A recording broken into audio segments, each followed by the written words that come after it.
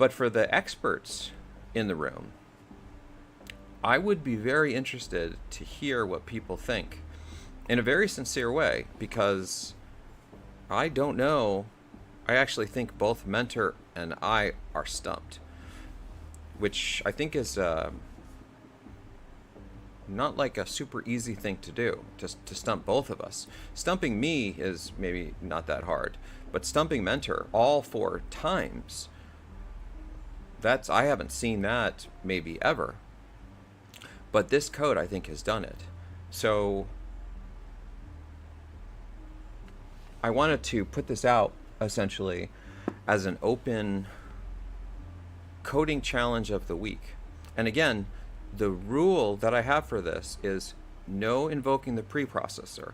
I know that you can solve this with stringization, and I've done similar things. And so for all of you super preprocessor folks out there that are getting super excited, like gonna write this really complex 100-line preprocessor macro stuff that's going to use stringization and then reduce this to an if statement that's a single line. No, you're not allowed to do that, at least not for the problem I'm proposing.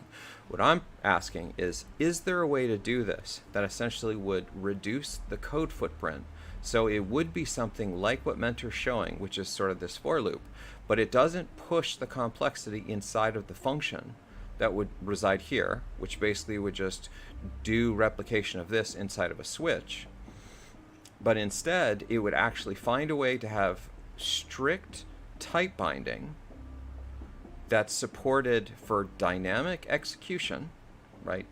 Because that's basically what this is allowing. Yet it reduces the size of the code to something that is not ridiculous. Essentially uses this sort of for loop mechanism. So that's your coding challenge for the week. And very seriously, if someone can figure this out, I would really like to hear what your solution is.